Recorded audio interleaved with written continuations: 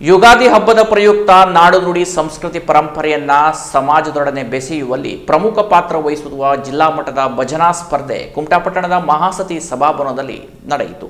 ಸ್ಪರ್ಧಾ ಕಾರ್ಯಕ್ರಮ ಉದ್ಘಾಟಿಸಿದ ಯುಗಾದಿ ಉತ್ಸವ ಸಮಿತಿಯ ಅಧ್ಯಕ್ಷರಾದ ಡಾಕ್ಟರ್ ಸುರೇಶ್ ಹೆಗಡೆ ಮಾತನಾಡಿ, ಹಿಂದೂಗಳ ಜೀವನದಲ್ಲಿ ಸಂಸ್ಕೃತಿಯಲ್ಲಿ ಹಾಸುಹೊಕ್ಕಾಗಿರುವ ಭಜನೆ ಮನಸ್ಸಿಗೆ ಶಾಂತಿ ನೀಡುವುದಷ್ಟೇ ಅಲ್ಲ, ಸಂಘಟನೆಯ ಸೂತ್ರವೂ ಹೌದು ಎಂದರು. ಉಪಸ್ಥಿತರಿದ್ದ ಉತ್ಸವ ಸಮಿತಿಯ ಸಂಚಾಲಕರಾದ ಮುರಳೀಧರ ಪ್ರಭು ಅವರು ಮಾತನಾಡಿ, ಭಗವಂತನನ್ನ ಭಕ್ತಿಯಿಂದ ಒಲಿಸುವ ಮಾರ್ಗವೆಂದರೆ ಅದು ಭಜನೆ. ಮುಖ್ಯವಾಗಿ ಯುವ ಜನಾಂಗ ಸನಾತನ ಪರಂಪರೆಗಳನ್ನ ಮುಂದುವರಿಸುವ ಜವಾಬ್ದಾರಿ ಇದೆ. ಎಲ್ಲರೂ ಕೈಜೋಡಿಸೋಣ ಎಂದರು. ಯುಗಾದಿ ಉತ್ಸವ ಸಮಿತಿಯ ಎಂಟಿ ಗೌಡ ಸ್ವಾಗತಿಸಿದರು. ಅರುಣ್ ಮಂಕಿಕರ್ ಕಾರ್ಯಕ್ರಮ ನಿರೂಪಿಸಿದರು. ವೇದಿಕೆಯ ಮೇಲೆ ಉತ್ಸವ ಸಮಿತಿಯ ಕೋಶಾಧಿಕಾರಿಗಳಾದ ಜಿಎಸ್ ಹೆಗಡೆಯವರು ಹಾಜರಿದ್ದರು. ಸಿರ್ಸಿ, ಹೊನ್ನವರ ಇತ್ಯಾದಿ ಬೇರೆ ಬೇರೆ ತಾಲೂಕುಗಳಿಂದ ಭಜನಾ ತಂಡಗಳು ಆಗಮಿಸಿ ಭಜನಾ ಪ್ರೇಮಿಗಳ ಮನಸೂರೆಗೊಂಡರು. ಭಜನಾ ಸ್ಪರ್ಧೆಯಲ್ಲಿ ಸಾಂಪ್ರದಾಯಿಕ ಭಜನೆಗಳು ಮತ್ತು ಶಾಸ್ತ್ರೀಯ ಶೈಲಿಯ ಭಜನಾ ಸ್ಪರ್ಧೆಗಳು ಎಂಬ 2 ವಿಭಾಗ ಮಾಡಿದ್ದು ವಿಶೇಷವಾಗಿತ್ತು. ಸಾಂಪ್ರದಾಯಿಕ ಭಜನಾ ಸ್ಪರ್ಧೆಯಲ್ಲಿ ಪ್ರಥಮ ಸ್ಥಾನವನ್ನ ಶ್ರೀ ಮಹಾವಿಷ್ಣು ಭಜನಾ ಮಂಡಳಿ ಬಳ್ಕೂರು, ದ್ವಿತೀಯ ಸ್ಥಾನವನ್ನ ಶ್ರೀ ಜಟಕೇಶ್ವರ ಭಜನಾ ಮಂಡಳಿ ಕಡ್ಲೆ ಹೊನ್ನವರ, ತೃತೀಯ ಸ್ಥಾನವನ್ನ ಶ್ರೀ ಶಾಂತಿಕಾ ಪರಮೇಶ್ವರಿ ಭಜನಾ ಮಂಡಳಿ ಕುಮಟಾ ಇವರು ಪಡೆದುಕೊಂಡರು. ಶಾಸ್ತ್ರೀಯ ಶೈಲಿಯ ಭಜನಾ ಸ್ಪರ್ಧೆಯಲ್ಲಿ ಪ್ರಥಮ ಬಹುಮಾನ ಶಾಂತಲ ಹಾಗೂ ಸಂಗಡಿಗರು ಸ್ವರಧಾರ ಕುಮಟಾ,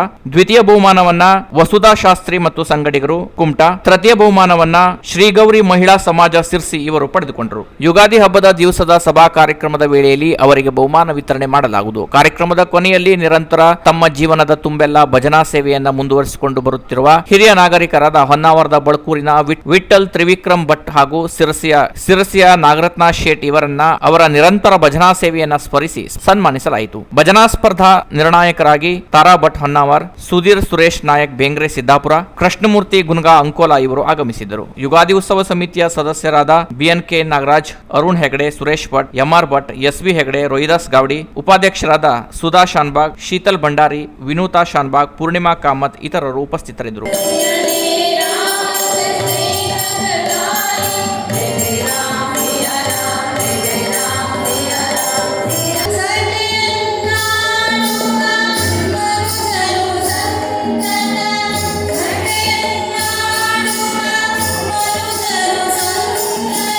ಕೆನರಾ ಪ್ಲಸ್ ನ್ಯೂಸ್ ಕುಮಟಾ.